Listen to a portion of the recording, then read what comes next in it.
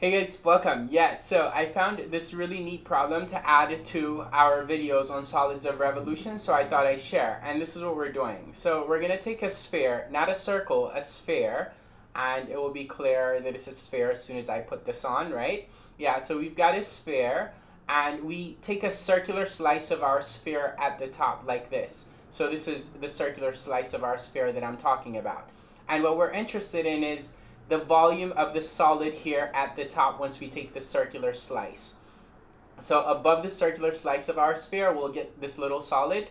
And so what we're interested in is the volume of this solid here.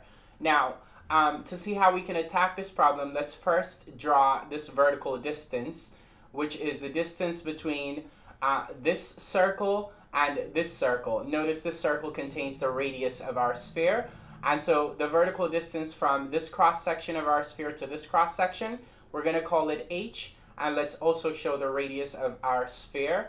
So this here is r, the radius of our sphere. And for no reason then showing that the radius here is parallel to this, we draw this radius, although it's not important to know what this radius is to answer the question, which is what is the volume of this solid at the top, right? What we need to know is how long this is, which we're going to call h, and we're going to say that this is r. And from here, what we could do is we can move to the xy axes. And on the xy axes, we're going to draw a great circle of our sphere. A great circle of a sphere is the largest circle that you can draw on a sphere. Obviously, there are infinitely many great circles, but the one that we're interested in that we're going to put on our xy axis is this great circle of our sphere that we can clearly see in front of us, right? That is right here.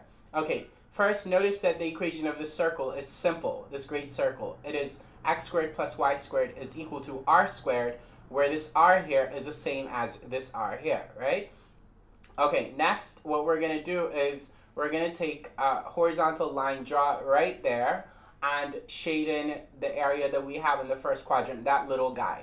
Now, notice that if we spin this area about the y-axis, we get exactly the solid that we're interested in. In other words, we can find the volume of this solid by spinning this area about the y-axis.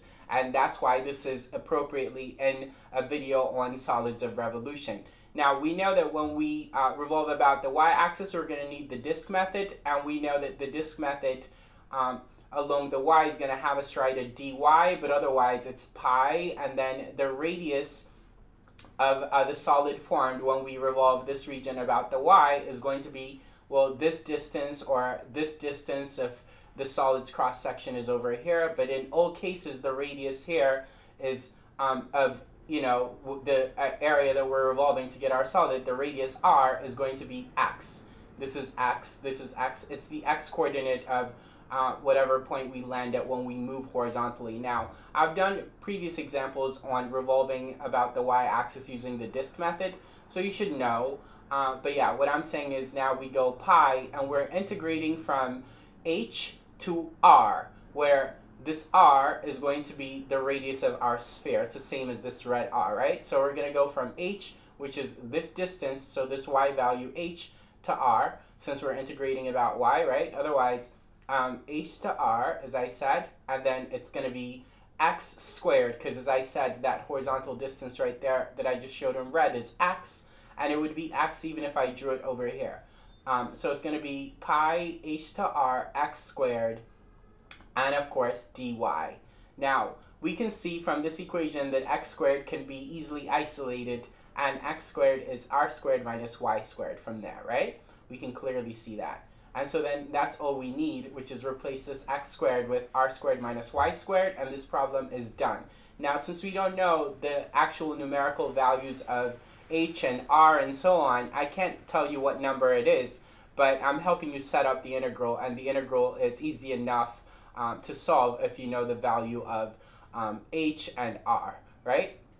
Okay, cool. And again, this r right here, the same as this r value. Right? In both cases, it's this here.